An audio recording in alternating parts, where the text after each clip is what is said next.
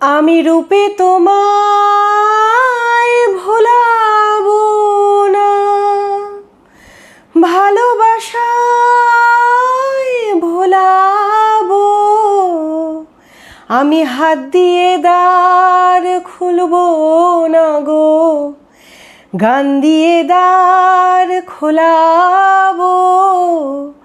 আমি রূপে তোমায় ভোলাবো না। ঠিক এই রকম একটি তাৎপর্যমণ্ডিত গানের মাধ্যমে যে নাটকের প্রধান চরিত্র রাজাকে ডেসক্রাইব করা হয়েছিল, সেটি রবীন্দ্র নাট্যধারার মধ্যে অন্যতম জনপ্রিয় এবং ভীষণ সুন্দর রূপক সাংকেতিক তাৎপর্যবাহী একটি নাটক রাজা।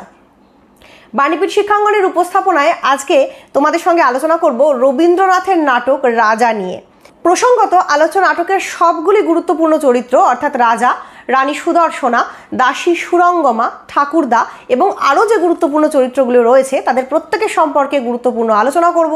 নাটকের গানগুলি নিয়ে বেশ কিছু তাৎপর্যপূর্ণ কথা বলবো এবং সমগ্র নাটকের কাহিনী খুব সংক্ষেপে এবং সুন্দরভাবে জেনে নেব। তো চলো শুরু করা যাক।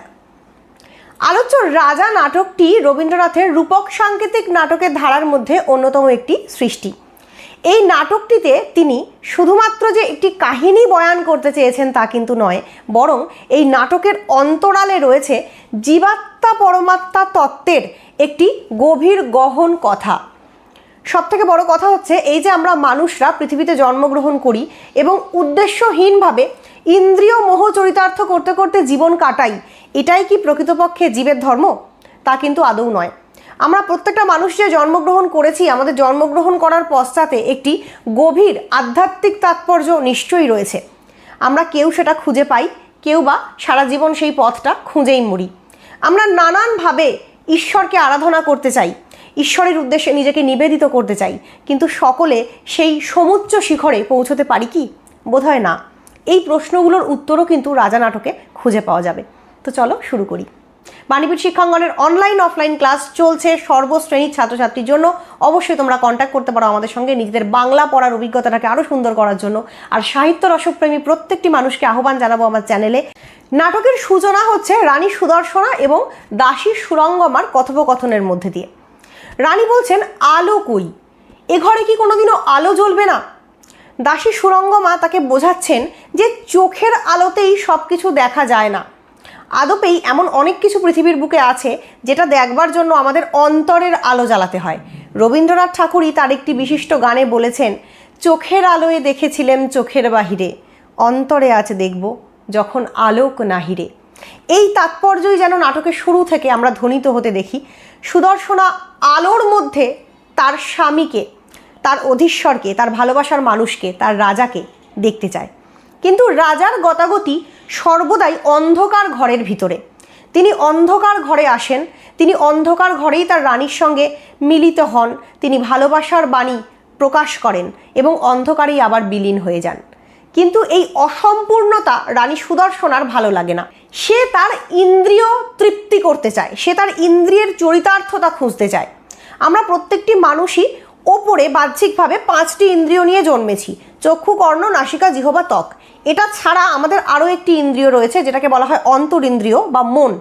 তো এই অন্তরিন্দ্রিয় বা মন দিয়েই কিন্তু প্রকৃতপক্ষে সব কিছুর প্রকৃত স্বরূপ অনুসন্ধান করা যায়। যদিও কথাটা একটু দার্শনিক শোনাচ্ছে, কিন্তু এটাই জীবনের বাস্তব সত্য।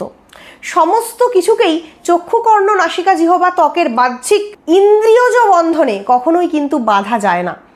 কিন্তু এই সত্যটা মানুষ তার জীবৎকালে বুঝতে পারে কি, বা বুঝতে বুঝতে তার হয়তো অনেকটা সময় চলে যায়। রানী সুদর্শনারও এখানে হয়েছে ঠিক এইরকম অবস্থা। নিজের রাজাকে সে সুন্দর রূপে কল্পনা করে। রাজার রূপ সম্পর্কে তার যে ধারণা রয়েছে সেটা ব্যাখ্যা করতে গিয়ে তিনি বলেন, সে বর্ষার নবীন মেঘের মতো সুন্দর, সে হাওয়ার মতোই মসৃণ, সে সমস্ত প্রকৃতির সঙ্গে যেন মিলেমিশে রয়েছে। তাহলে যে সমগ্র প্রকৃতির মধ্যে পরিব্যাপ্ত, তাকে কি কোনো একটি নির্দিষ্ট রূপের বন্ধনে আদৌ আবদ্ধ করা যায়? এই বাস্তব সত্য আশ্চর্যজনকভাবে রানী সুদর্শনা না বুঝতে পারলেও দাসী সুরঙ্গমা অনুধাবন করতে পারে। তাই সে রানীকে বলে যে রানী, এত কৌতূহল ভালো না, সব কিছুকে ইন্দ্রিয়ের মধ্যে আবদ্ধ করতে চাওয়ার আকাঙ্ক্ষা ভালো না, সেই আকাঙ্ক্ষাকে কিন্তু একদিন কেঁদে ফিরতে হয়। আমরা দেখি নাটকে যখন রাজা প্রথম প্রবেশ করছেন, তার এই প্রবেশটাকে অপূর্ব সুন্দরভাবে গানের মাধ্যমে ব্যক্ত করছেন নাট্যকার রবীন্দ্রনাথ। তিনি বলছেন, খোলো খোলো দ্বার রাখিও নার, বাহিরে আমায় দাঁড়ায়। এই দ্বার বা দরজা প্রকৃতপক্ষে কি ঘরের দরজা? আদৌ নয়। এই দুয়ার বা দরজা হলো মনের দরজা। মনের দরজা খুলে তাকে অন্তরে আহ্বান জানাতে হয়, তবেই কিন্তু আমরা সেই যে পরমেশ্বর বা আমাদের আরাধ্য, সেটা হতে পারে আমাদের ভালোবাসার মানুষ, হতে পারেন স্বয়ং ঈশ্বর, তাকে গ্রহণ করতে পারি।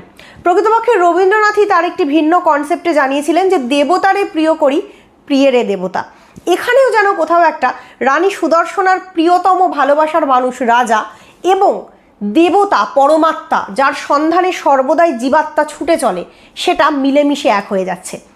এই রাজা কিন্তু কোনো সাধারণ রাজা নন, এই রাজা যেন স্বয়ং ঈশ্বরের প্রতিনিধি। সেই কারণেই আলোচ্য নাটকে রাজার স্বরূপ অনুসন্ধান করতে গিয়ে আবারও গানের ব্যবহার করেছেন রবীন্দ্রনাথ, এবং তিনি বলছেন, রাজা সবারে দেন মান, সে মান আপনি ফিরে পান, মোদের খাটো করে রাখেনি কেউ কোনো দাসত্বে, নইলে মোদের রাজার সনে মিলব কি সত্ত্বে, আমরা সবাই রাজা। প্রকৃতপক্ষে এই রাজা বলতে যদি কোনো শাসককে বোঝানো হতো, বাস্তব জীবনে যিনি শাসন করছেন আমাদেরকে, তাহলে কিন্তু এই কনসেপ্টটা এখানে খাটতো না। শাসকের মধ্যে সর্বদাই একটা শাসনের যে জায়গা সেটা থাকে, এবং তার সঙ্গে থাকে একটা শোষণ করবার অভিপ্রায়। শাসন শোষণ কোথাও যেন সমার্থক হয়ে যায়। কিন্তু এই রাজা, যিনি সবারে দেন মান, সে মান আপনি ফিরে পান, এবং তার রাজত্বে কেউ নিজেকে খাটো বলে ভাবতে পারে না, কারণ রাজা সকলকে সেই রকমই একটা পরিস্থিতি আবহ দিয়ে রেখেছেন। সেই জন্যই এই রাজা কিন্তু কোনো সাধারণ রাজা নন, এই রাজা স্বয়ং সমগ্র বিশ্ব পৃথিবীর রাজা, যিনি পরমাত্মা, যিনি স্বয়ং ঈশ্বর, সেই সত্তাটার কথা এখানে বলা হচ্ছে। এরপর আমরা দেখব যে এই যে রাজা, তাকে কখনো রাজ্যের কোনো লোক দিনের আলোয় দেখেনি।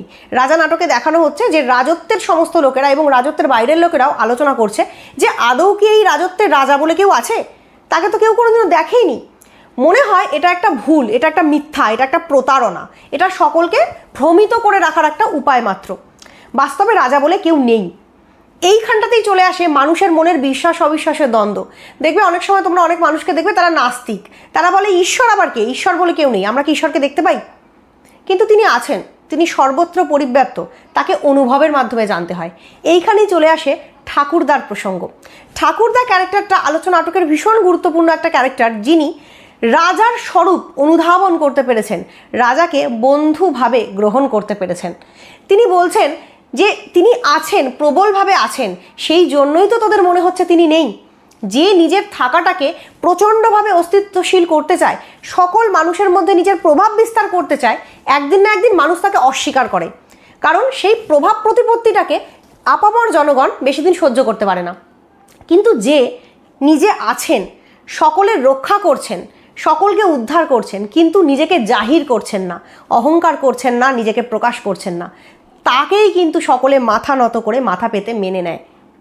এখানে সেই রকম একটা কনসেপ্ট বোঝানো হয়েছে এই রাজা চরিত্র সম্পর্কে, যিনি রাজত্বে রয়েছেন, সমগ্র রাজত্বকে দেখে রেখেছেন, রক্ষা করছেন, কিন্তু প্রজাদের ওপর কোনো রকমভাবে নিজের অস্তিত্ব আরোপিত করছেন না। এমনকি তিনি প্রজাদেরকে দেখাও দেন না, দিনের আলোতে তিনি বাইরে বেরোন না পর্যন্ত। কিন্তু অনেকের মনে এই বিষয়ে অসন্তোষ আছে, অনেকেই এই ব্যাপারটিকে কেন্দ্র করে অসন্তুষ্ট। তারা নিজেদের রাজাকে দেখতে চায়, ইন্দ্রিয় দিয়ে তাকে অনুভব করতে চায়। রানী সুদর্শনাও কিন্তু এই দলেরই লোক। প্রসঙ্গত বলবো দাসী সুরঙ্গমার কথা। দাসী সুরঙ্গমা আবার সম্পূর্ণ ভিন্ন একটি ধারায় তার যে পরমেশ্বর, অর্থাৎ তার যে রাজা, তাকে সেবা করছে। সে দাসীভাবে তার রাজাকে ভালোবাসছে। তার মধ্যে রয়েছে দীনতা, বিনয়। সে রাজাকে ভালোবাসে, কিন্তু কোনোদিনও সে রাজার মুখের দিকে তাকিয়ে দেখেনি। সে সবসময় রাজার চরণের তলার যে মাটি, সেখানেই নিজের দৃষ্টি নিবদ্ধ করে রাখে। সুরঙ্গমার ভালোবাসা ঐকান্তিক আত্মসমর্পণ। তোমরা যারা বৈষ্ণবীয় রসশাস্ত্র জানো, তারা জানবে যে বৈষ্ণবরা 5টা রস স্বীকার করেন, যে 5 রকমভাবে আমরা ঈশ্বরকে তথা শ্রীকৃষ্ণকে আরাধনা করতে পারি। সেই 5টা ভাব হচ্ছে শান্ত, দাস্য, সখ্য, বাৎসল্য এবং মধুর। এখানে দাসী সুরঙ্গমা কিন্তু এই দাস্যভাবের সাধিকা। অপরদিকে ঠাকুরদা চরিত্রটা কিন্তু ঈশ্বরকে ভালোবাসছে, বা তার যে রাজা তাকে ভালোবাসছে বন্ধুভাবে, অর্থাৎ সে কিন্তু সখ্যভাবের সাধক। রানী সুদর্শনা রাজাকে ভালোবাসে, সে তার প্রেয়সী, কিন্তু প্রেয়সী হওয়া সত্ত্বেও সে কিন্তু শ্রী রাধিকার মতন মধুরারতির শেষ পর্যায়ে আদৌ পৌঁছতে পারেনি। সেই কারণেই এখনও সে ইন্দ্রিয় ভ্রমে বিভ্রান্ত হয়ে ঘুরে মরছে। সে রাজাকে ইন্দ্রিয় দিয়ে অনুভব করতে চাইছে। এর পরবর্তীকালে আমরা দেখি তার সেই ইচ্ছা রাজা মেটাবেন বলেছেন। একদিন বসন্ত উৎসবের আবহে তিনি বলেছেন যে তিনি রানী সুদর্শনাকে দেখা দেবেন। রানী সুদর্শনা সেই আশায় দিন গুনছেন, কিন্তু দাসী সুরঙ্গমা এই যে কথার বাস্তবতা অনুধাবন করতে পেরেছে, তাই সে বলছে যে রাজা, তুমি তো আমার তেমন রাজা নও। রানী, তোমার কৌতূহলকে শেষ পর্যন্ত বিপর্যস্ত হয়ে ফিরতে হবে বা হার মেনে ফিরতে হবে, তোমার কৌতূহল শেষ পর্যন্ত চরিতার্থ হবে না, এটা দাসী সুরঙ্গমার মন বলছে। এরপর চলে আসে সেই বসন্ত উৎসবের যে সকাল, বসন্ত উৎসবের দিন। সেখানে আমরা দেখি বিভিন্ন রাজ্য থেকে, ভিন্ন ভিন্ন রাজ্য থেকে রাজারা এসছেন, সেখানে আরও বিভিন্ন ভিন্ন রাজ্যের নাগরিকরা রয়েছে, এই রাজার স্বরাজ্যের নাগরিকরাও সেখানে রয়েছে, সকলে বসন্ত উৎসবের আনন্দে মেতে উঠেছে। এমন সময় সেখানে পথের মধ্যে দিয়ে একজন অপূর্ব সুন্দর বেশধারী মানুষ রথে করে যাচ্ছে। তার রথের ধ্বজাটা হচ্ছে কিংশুক ফুলের ধ্বজা। কিংশুক ফুল মানে পলাশ ফুল। পলাশ ফুলের একটা বৈশিষ্ট্য আছে, তার রূপ আছে কিন্তু গুণ নেই। এখানে কিংশুক ফুলের ধ্বজা নিয়ে যে ব্যক্তি পথে বেরিয়েছেন, অনেকেই তাকে রাজা বলে মনে করছে, কারণ সে অপূর্ব সুন্দর দেখতে। তার মাথায় রয়েছে রাজছত্র, সে অপূর্বভাবে ফুলের সাজে সজ্জিত। এত সুন্দর দেখতে রাজপুরুষ, সে রাজা না হয়ে আর কে হবে? তাই নাটকে তাকে উল্লেখ করা হচ্ছে রাজবেশী রূপে, একবারও বলা হচ্ছে না রাজা। এবং সব থেকে বড় ইঙ্গিতটা রবীন্দ্রনাথ রেখেছেন ওই কিংশুক ফুলের ধ্বজার মধ্যে। পলাশ ফুল সবসময় রূপ সর্বস্ব, তার কোনো গুণ নেই। যে ব্যক্তির ধ্বজা পলাশ ফুলের, তার আর যাই হোক কোনো গুণ থাকতে পারে না, রূপ আছে। এই ব্যক্তিকে হঠাৎ করেই বসন্তের অপূর্ব রঙে রসে নৃত্য গীতে ফাগের মাধ্যমে দেখে রানী সুদর্শনার মনে হয়েছে এই আমার রাজা। এবং রানী সুদর্শনা তার দাসী রোহিণীকে বলেছে যে আমি আমার রাজার দেখা এতদিনে পেয়েছি, আমি বুঝে গেছি এই আমার রাজা, এবং এত অপূর্ব সুন্দর রাজা ছাড়া কে হবে? তুমি যাও, আমার তরফ থেকে কিছু পুষ্প, কিছু ফুল গিয়ে তাকে নিবেদন করো, সে দেখলেই বুঝতে পারবে এটা তাকে আমি পাঠিয়েছি। কিন্তু আশ্চর্যের ব্যাপার, দাসী যখন গিয়ে সেই পুষ্পটা সেই রাজবেশী যে সুন্দর যুবা পুরুষ তাকে নিবেদন করে, তখন সে এর কিছু অর্থ বুঝতে পারে না। কিন্তু এর অর্থ বুঝতে পারে আরেকজন কূট বা খল ব্যক্তি, যে এই নাটকের ভিলেইন ক্যারেক্টার বা খল ক্যারেক্টার, সে হলো কাঞ্চিরাজ। এই কাঞ্চিরাজ চরিত্রটা এবার রানী সুদর্শনাকে পাওয়ার আকাঙ্ক্ষায়, রূপজ মোহ বা রূপজ কামনা বাসনা মেটাবার আকাঙ্ক্ষায় এই যে রাজবেশী ব্যক্তি তাকে বলে এই ফুলগুলি তুমি গ্রহণ করো এবং তোমার গলার একটি মালা রানীকে অর্পণ করো, কারণ রানী তোমাকে দেখে মুগ্ধ হয়েছেন, তিনি তোমাকে তার আসল রাজা ভেবেছেন। এই ব্যক্তি চুপচাপ কাঞ্চিরাজের কথা মতো তাই করে। আমরা দেখি যে ব্যক্তি অপরের কথায় প্ররোচিত প্রলোভিত হয়, সে কখনো প্রকৃত রাজা হতেই পারে না।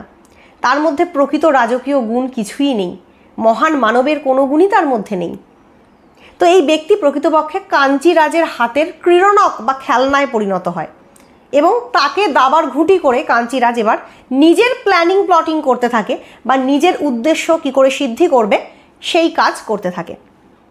এরপর আমরা দেখি কাঞ্চিরাজ একটি খুবই ঘৃণিত ষড়যন্ত্র করে, যে ষড়যন্ত্রে সে এই রাজবেশী যে সুন্দর যুবা পুরুষ তাকে বলে যে তুমি গিয়ে রানী সুদর্শনার অন্তঃপুরের যে বাগান রয়েছে সেখানে আগুন লাগিয়ে দাও। সেই আগুন লাগানোর পর রানী সুদর্শনা যখন বিভ্রান্ত হয়ে পড়বেন, তিনি যখন বিহ্বল হয়ে ছোটাছুটি করবেন, তখন আমি তাকে দেখব, তিনি অপূর্ব সুন্দর দেখতে, আমি তাকে দেখতে চাই। এবং ভবিষ্যতে রানী সুদর্শনার প্রতি তার যে একটি লোলুপ দৃষ্টি রয়েছে, ভবিষ্যতে যে তিনি সেই লোলুপ দৃষ্টিপাত করবেন, তার একটা সূচনাও কিন্তু এই অংশে আমরা পেয়ে যাই। পরস্ত্রীকে দেখবার এত আকাঙ্ক্ষা পরপুরুষের থাকা তো উচিত নয়, কিন্তু সেখানে তিনি সেই দুঃসাহস দেখিয়েছেন। এবং আমরা অবাক হয়ে দেখি সেই রাজবেশী অপূর্ব সুন্দর পুরুষ, যাকে কিনা রানী সুদর্শনা নিজের জীবনের নায়ক ভাবছে, নিজের জীবনের ভালোবাসা ভাবছে, সে অনায়াসে একটি অবলা বা একটি দুর্বল নারী তার অন্তঃপুরে গিয়ে আগুন লাগিয়ে দেয়। রানী সুদর্শনা সহ তার সমস্ত দাসীরা যখন বিভ্রান্ত, সেই সময় তাকে বাঁচাতে প্রকৃত রাজার আবির্ভাব হয়। তিনি রানী সুদর্শনাকে সেই অন্ধকার কক্ষে নিরাপদে নিয়ে যান এবং বলেন, রানী তুমি এখানে নিরাপদে আছো। রানী বুঝতে পারেন তার ভুল। তিনি বুঝতে পারেন যে ব্যক্তিকে তিনি রাজা ভেবে তার সৌন্দর্যে প্রলোভিত তথা মুগ্ধ হয়েছিলেন সেই ব্যক্তি আদৌ তার রাজা নয়। এবং সবথেকে বড় কথা, এই ইনসিডেন্ট বা ঘটনায়, এই অগ্নিকাণ্ডের মধ্যে চকিতের জন্য, ক্ষণিকের জন্য রানী সুদর্শনা রাজাকে দেখে আগুনের শিখার মধ্যে, ভয়ঙ্কর পরিবেশের মধ্যে। এবং সেই পরিবেশে রাজাকে দেখে তার মনে হয় তিনি ভয়ঙ্কর, তিনি কালো, তিনি বীভৎস, তাকে দেখতে তো সুন্দর নয়। যে সৌন্দর্য রানী চোখ দিয়ে দেখতে চাইছেন সেই সৌন্দর্য তো রাজার মধ্যে নেই।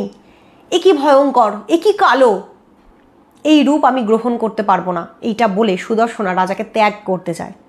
আশ্চর্যজনকভাবে রাজা তাকে যেতে দেন। তার কারণ হলো প্রেম, প্রকৃত প্রেম বা ভালোবাসা কখনো কাউকে জোর করে বলপূর্বক আটকে রাখে না। রানী সুদর্শনা এক জায়গাতে বলেনও, তুমি আমাকে বলপূর্বক আটকে রাখো, তুমি তোমার প্রহরী দিয়ে আমাকে বন্দি বানাও, কারণ আমি তোমার রানী, তোমাকে ত্যাগ করে এইভাবে আমি চলে যেতে পারি না। কিন্তু রাজা বলেন, না, সেটা তো প্রকৃত প্রেম নয়। তোমার যদি কখনো মনে হয় তুমি আমায় ভালোবাসো, তোমার যদি কখনো মনে হয় যে আমি তোমার প্রেমের উপযুক্ত, তুমি নিজেই আমার কাছে ফিরে আসবে। যাওয়ার রাস্তা যেমন খোলা, ফেরার রাস্তাও ঠিক তেমনই উন্মুক্ত। আমরা অবাক হয়ে দেখি রানী সুদর্শনা একটা ডিলেমার মধ্যে, একটা দ্বন্দ্বের মধ্যে। একবার সে ভাবে যে সে রাজার কাছে যাবে, রাজাকে চাইবে, রাজাকে গ্রহণ করবে। আবার পর মুহূর্তে সে ভাবে, না না, এ কি ভয়ঙ্কর, এ কি বীভৎস, এ কি কালো, একে আমি গ্রহণ করতে পারবো না। তার চোখে তখনও লেগে রয়েছে ওই রাজবেশী সুন্দর পুরুষের অপূর্ব সুন্দর দেহকান্তি, মুখকান্তি। সে রাজাকে ত্যাগ করে।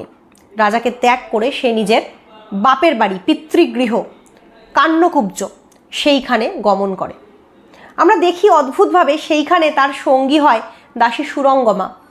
যে দাসী সুরঙ্গমা রাজাকে সেবা না দিয়ে এক মুহূর্ত থাকতে পারে না, যে দাসী সুরঙ্গমার কাছে তার রাজা তার ঈশ্বর, সেই দাসী সুরঙ্গমা কি অদ্ভুতভাবে নিজের ঈশ্বরকে, নিজের প্রেয়কে, নিজের প্রিয়কে ত্যাগ করে যায় রানী সুদর্শনার জন্য।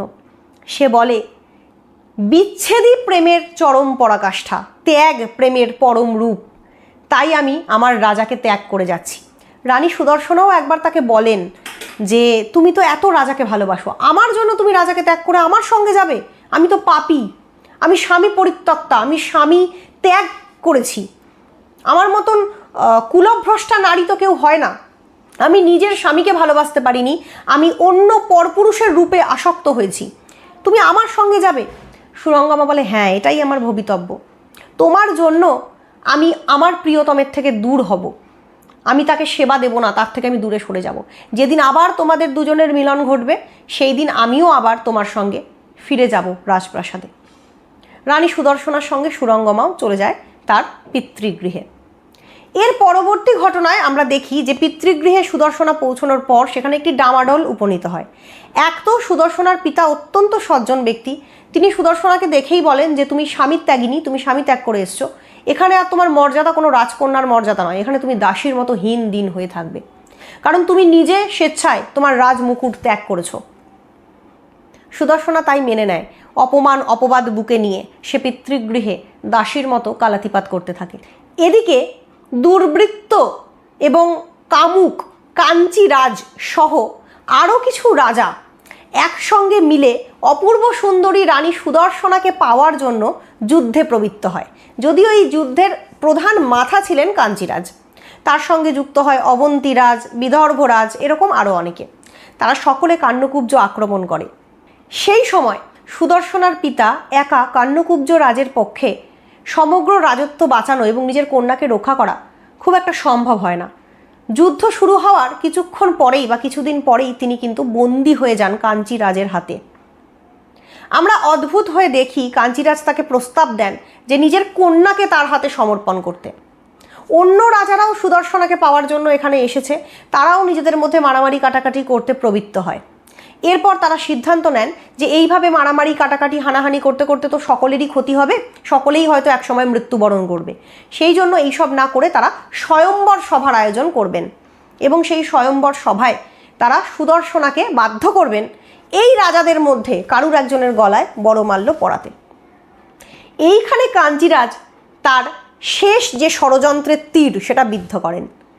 তিনি সেই রাজবেশী পুরুষ যাকে বসন্ত উৎসবে দেখে আমাদের রানী সুদর্শনা মুগ্ধ হয়েছিলেন, যার নাম আমরা বর্তমানে জানতে পারছি সুবর্ণ, সেই সুবর্ণকে নিজের ছত্রধর রূপে স্বয়ম্বর সভায় তার পাশে বসানোর ব্যবস্থা করেন। কারণ কাঞ্চিরাজ এখানে যে থিওরিটা অ্যাপ্লাই করেছিল সেটা হলো এই যে রানী সুদর্শনা এই সুবর্ণর রূপে মুগ্ধ। সে যখন স্বয়ম্বর সভায় আসবে এবং দেখবে যে কাঞ্চিরাজের পাশে তার মাথায় ছাতা ধরে এই ব্যক্তি বসে আছে, তখন সেই ব্যক্তির রূপজ মোহে আকৃষ্ট হয়ে সে তার পার্শ্বস্থ কাঞ্চিরাজের গলাতেই মালা দেবে। বাকি রাজাদের কিন্তু সেখানে কোনো গ্রহণযোগ্যতা থাকবে না। এদিকে রানী সুদর্শনার কথা একবার ভেবে দেখো দেখি তোমরা, একজন রাজা যিনি কিনা জগদীশ্বর, যার কিনা গুণের কোনো সীমা পরিসীমা নেই, সে ছিলেন তার স্বামী। সেই স্বামীকে ত্যাগ করে সে কাকে ভালোবেসেছে? একজন রূপ সর্বস্ব মাকাল ফলকে। যে রূপ সর্বস্ব নির্গন্ধ কিংসুক ফুলের মতন সুবর্ণের কোনো গুণ নেই। যখন যে ব্যক্তি তাকে যেভাবে চালিত করে, তাদের হাতের পুতুল রূপে সে নড়াচড়া করে, তার মধ্যে বীরত্ব নেই, তার মধ্যে বীর্য নেই, তার মধ্যে কোনো রকম কোনো মানবিক গুণ নেই, তার মধ্যে স্নেহ, মায়া, প্রেম, দয়া, ভালোবাসা কিচ্ছু নেই। এমনকি সুরঙ্গমা এও বলে যে সুরঙ্গমা পূর্বে এই ব্যক্তিকে চিনত। সাধারণ একটি পাড়ায় তার বাড়ি, সে রাস্তাঘাটে জুয়া খেলে বেড়াতো, থাকার মধ্যে তার আছে শুধু সুন্দর একটি চেহারা, সুন্দর নাক, চোখ, মুখ। কত সুন্দরভাবে রবীন্দ্রনাথ ঠাকুর এই সুবর্ণ চরিত্রটার মধ্যে দিয়ে আলোচ্য নাটকে এটা প্রকাশ করিয়ে দিলেন যে বাহ্যিক রূপের কোনো মূল্য নেই। ফর্সা, কালো, লম্বা, বেটে, সুন্দর চেহারা, সুন্দর নাক, চোখ, মুখ, এগুলোর কোনো মূল্য নেই। প্রকৃত মূল্য হচ্ছে তার কর্মের, তার গুণাবলীর, তার ভেতরকার যে ট্যালেন্ট রয়েছে যে কোনো ব্যক্তির ভেতরে, সেই গুণাবলী, সেই ট্যালেন্ট, সেই গ্রহণযোগ্যতা, সেই মানবিকতা একটা ব্যক্তিকে মহান করে তোলে। প্রকৃতপক্ষেই আমরা কোনো মানুষকে যখন ভালোবাসি, প্রাথমিকভাবে হয়তো তার চেহারাটা দেখে আমরা আকর্ষণ বোধ করি ঠিকই, কিন্তু পরবর্তীকালে সেই ব্যক্তির স্বভাব, তার আচার আচরণ আমাদেরকে তাকে ভালোবাসতে বাধ্য করে। পৃথিবীতে এমন অনেক ব্যক্তি আছেন হয়তো ওপর দিয়ে তার চেহারা খুব একটা গ্রহণযোগ্য নয় বা খুব একটা হয়তো সুন্দর নয়, কিন্তু তার ভেতরে এত গুণ, তার এত বিদ্যা, বুদ্ধি, এত জ্ঞান, এবং তিনি মানুষ হিসেবে এতটাই ভালো যে আমরা কিন্তু তাকে ভালোবাসতে বাধ্য হই। এখানে সেই কনসেপ্টটা এই সুবর্ণ চরিত্রের মধ্যে দিয়ে দেখানো হয়েছে যে ওপর দিয়ে দেখতে সুন্দর হলেই তার মধ্যে কোনো গ্রহণযোগ্যতা থাকে না। প্রসঙ্গত আমার মনে পড়ে গেল চাণক্যের লেখা একটি বিখ্যাত শ্লোক, যেখানে তিনি বলেছেন, রূপ যৌবন সম্পন্না বিশালকুল সম্ভবা বিদ্যাহীনা ন শোভন্তে নির্গন্ধা ইব কিংসুকা। মানে হচ্ছে কোনো নারী যদি প্রচুর রূপ যৌবন সম্পন্ন হয় বা প্রচুর বড় কুলের, বৃহৎ কুলের সে কুলবতী হয়, মানে কোনো বড় বংশজাত হয়, তাহলেও সে যদি বিদ্যাহীন হয়, তার মধ্যে যদি গুণ না থাকে, জ্ঞান না থাকে, তাহলে কিন্তু সে নির্গন্ধযুক্ত কিংসুক ফুলের মতোই অব্যবহৃত হয়ে থাকবে, বা তাকে কেউ গ্রহণযোগ্য বলে জীবনে বা পৃথিবীতে মনে করবে না। সেই জন্যই কিন্তু ফুলের জগতে কিংসুক ফুলের বা পলাশ ফুলের কোনো মূল্য নেই। যে ফুলের সুগন্ধ রয়েছে, যে ফুলে মধু রয়েছে, সেই ফুলের মূল্য কিন্তু অনেক বেশি। এই কনসেপ্টটা আলোচ্য নাটকে অপূর্বভাবে প্রকাশিত হয়েছে। এবার সুদর্শনার আফসোসের পালা। সে বুঝতে পারছে সে কি ধন, কি সম্পদ ছেড়ে এসছে, কিন্তু এখন তার পিতাকে বাঁচানোর জন্য তাকে এই স্বয়ম্বর সভায় যেতেই হবে। না হলে কাঞ্চিরাজ সহ এই যে অবন্তীরাজ, বিদর্ভরাজ, বিভিন্ন জায়গার রাজারা তাকে কেন্দ্র করে যুদ্ধ করেছে এবং তার পিতাকে বন্দী করেছে, তারা তার পিতাকে মেরে ফেলতে পারে। সুদর্শনা বাধ্য হয়ে স্বয়ম্বর সভায় যাবেন বলে ঠিক করেন। এমন সময় তার কিছু পূর্বেই সেখানে এসে হাজির হন আমাদের নাটকের প্রকৃত রাজা তথা সুদর্শনার ভালোবাসার মানুষ বা তার স্বামী। তিনি সেখানে এসে প্রত্যেকটি রাজাকে তাদের প্রকৃত অবস্থান দেখান, চিহ্নিত করেন। বিরাট যুদ্ধ হয়, অন্য রাজারা সহজেই হাত তুলে নেন বা তার কাছে স্যারেন্ডার করেন, কিন্তু কাঞ্চিরাজ শেষ পর্যন্ত লড়ে যায়। শেষ পর্যন্ত যখন প্রকৃত রাজার তলোয়ার এসে কাঞ্চিরাজের বুকে ঠেকে, তখন কাঞ্চিরাজের তার যে ভ্রম সেটা ভঙ্গ হয়, সে বুঝতে পারে সে ভুল করছিল এবং কাঞ্চিরাজ সেই যুদ্ধে পরাভব স্বীকার করে। কিন্তু আশ্চর্যের ব্যাপার, আমাদের রাজা কিন্তু কাঞ্চিরাজকে হত্যা করে না, তাকে পরাজিত করে ছেড়ে দেয়। প্রকৃত মহানুভবতা এখানেই প্রকাশ পায়। খুন, হত্যা, জখম করা আমাদের রাজার উদ্দেশ্য নয়। তার উদ্দেশ্য হচ্ছে শাস্তি দিয়ে বা একটা শিক্ষা দিয়ে তাকে সঠিক পথে ফিরিয়ে আনা।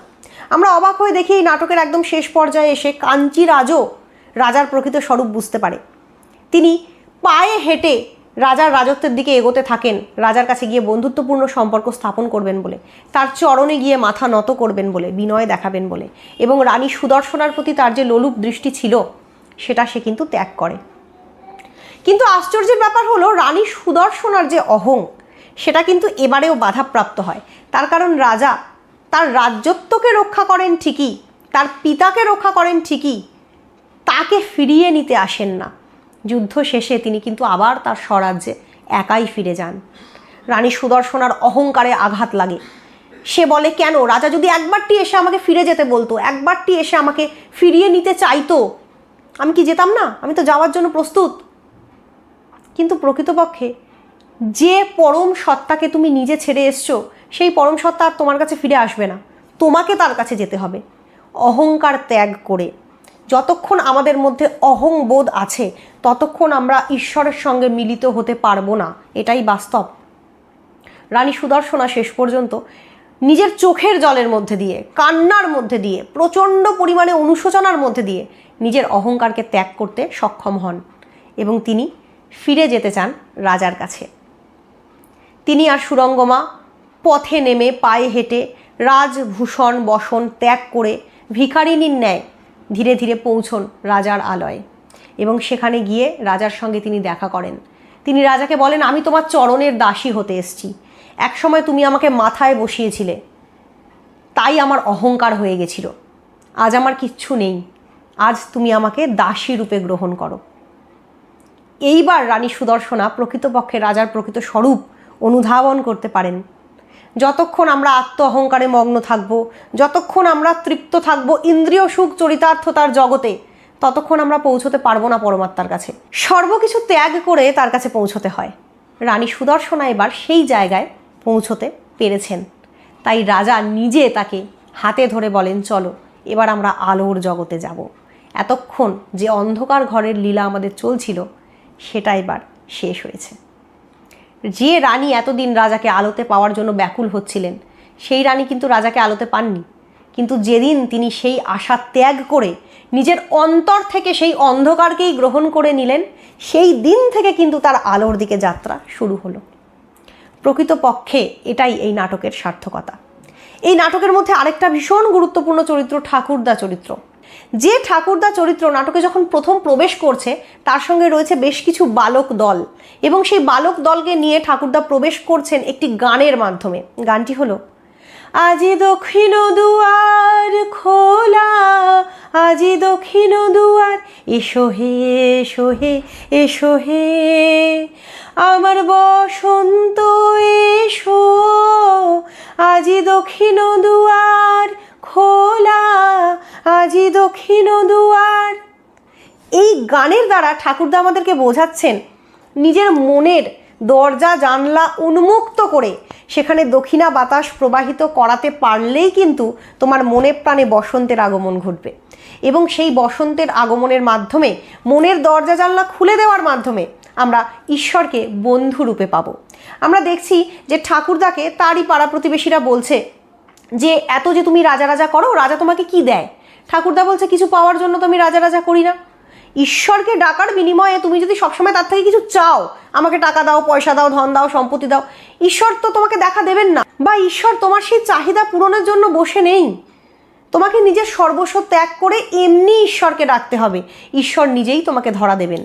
ঠাকুরদাকে এক প্রজা বলছে যে আমার তো একটা দুটো ছেলে মারা গেছে, তো এত রাজা রাজা করে আমি কি পেলাম? তখন ঠাকুরদা বলছে, আমার তো 7-8টা ছেলে মারা গেছে, আমার তাতে কিচ্ছু এসে যায় না, কারণ জন্ম মৃত্যু সব কিছুই একটা অন্যরকম বন্ধন, সেটার ঊর্ধ্বে আমরা কেউ নই। জন্ম মৃত্যুর যে বন্ধন সেটার ঊর্ধ্বে কোনো মানুষ উঠতে পারে না, কাজে সেটা নিয়ে চিন্তা করে লাভ নেই। তাই বলে কি আমি রাজার সঙ্গ ত্যাগ করব? তাই বলে কি আমি ঈশ্বরের সঙ্গ ত্যাগ করব? ঈশ্বরকে আমি এমনিই ভালোবাসি। এই ভালোবাসা অহৈতুকী ভালোবাসা, এই ভালোবাসার পেছনে কোনো হেতু নেই। সেই জায়গা থেকেই নাটকে গুরুত্ব পেয়েছে আরেকটি গুরুত্বপূর্ণ গান, যেখানে বলা হচ্ছে মম চিত্তে নীতি নৃত্যে কে যে নাচে তাতা থই থই তাতা থই থই তাতা থই থই। তোমরা সবাই জানো এই গানের একটা গুরুত্বপূর্ণ লাইন, নাচে জন্ম নাচে মৃত্যু পাছে পাছে তাতা থই থই তাতা থই থই তাতা থই থই। অর্থাৎ জন্ম আর মৃত্যু সর্বদাই আমাদের পশ্চাতে ঘুরে যাচ্ছে। আমরা নিজেরাও জানি না কোন সময় আমরা জন্মেছি, সেটা আমাদের জ্ঞাতের মধ্যে ছিল না। আমরা জানি না কোন সময় আমরা মৃত্যুবরণ করব। এটা জীবনের স্বাভাবিক সত্য, এটা নিয়ে মাথা ব্যথা করে কোনো লাভ নেই। আর ঈশ্বরের চরম এবং পরম রূপ প্রকৃতপক্ষে রয়েছে প্রত্যেকটা মানুষের অন্তরের মধ্যে। আলোচনা নাটকে বাউলের গানের মধ্যে দিয়ে কিন্তু এই কনসেপ্টটাও প্রকাশ করা হয়েছে। সেখানে বাউল বলছে, আমার প্রাণের মানুষ আছে প্রাণে তাই হেরি তাই সকলখানে। প্রকৃতপক্ষে আমাদের প্রাণের মানুষ তিনিই তো পরমেশ্বর, তিনিই তো পরম সত্তা, তিনি আমাদের প্রাণের মধ্যেই আছেন। তাই আমরা যেদিকে চোখ ফেলবো তাকে দেখতে পাবো। আমরা যদি তাকে ইন্দ্রিয়ের মাধ্যমে খুঁজি, চোখে দেখতে চাই, তাকে ডিরেক্ট উপলব্ধি করতে চাই, কখনোই আমরা তাকে উপলব্ধি করতে পারবো না বা ঈশ্বরকে পাবো না। ঈশ্বরকে ওইভাবে লাভ করা যায় না। ঈশ্বরকে লাভ করতে হবে তোমার নিজের হৃদয়ের মধ্যে। এবং যখনই তুমি নিজের হৃদয়ের মধ্যে ঈশ্বরকে একবার লাভ করে ফেলবে, তুমি যেদিকে যেদিকে দৃষ্টি ফেলবে সেদিকেই তুমি ঈশ্বরকে দেখতে পাবে। যেমনটা শ্রী রাধিকার সম্পর্কে বলতে গিয়ে বলা হয়, কৃষ্ণময়ী কৃষ্ণ যার অন্তরে বাহিরে, যাহা যাহা নেত্র পড়ে তাহা কৃষ্ণ স্ফুরে। প্রকৃতপক্ষে শ্রীকৃষ্ণ যার অন্তরে থাকবেন, তিনি যেখানে যেখানে নেত্র ফেলবেন সেখানেই স্বয়ং শ্রীকৃষ্ণকে দেখতে পাবেন। আধ্যাত্মিকতা এবং জীবাত্মা পরমাত্মা তত্ত্বের এক অপূর্ব সুন্দর জার্নি আমরা করতে পারি রাজা নাটকটা পাঠের মাধ্যমে। অপূর্ব সুন্দর এই নাটকের মাধ্যমে রবীন্দ্রনাথ শুধু যে একটা রূপক সাংকেতিক তত্ত্ব ব্যাখ্যা করতে চেয়েছেন তাই নয়, মানুষের জীবনের প্রাইম ডেস্টিনেশন কি হওয়া উচিত, একজন মানুষ কিভাবে আধ্যাত্মিক জগতের সঙ্গে রিলেশন স্থাপন করতে পারেন, সেই সমস্ত বিষয়ে অপূর্ব সুন্দর ব্যাখ্যা রয়েছে এই নাটকে। এই নাটক শুধুমাত্র একটি নাটক মাত্র নয়, এটি একাধারে আধ্যাত্মিক রবীন্দ্রনাথের জীবন দর্শন। আজকে আমি চেষ্টা করলাম খুব সংক্ষেপে রাজা নাটকটির আলোচনা করতে। আলোচনা কেমন লাগলো অবশ্যই কমেন্ট করে জানাবে সবাই।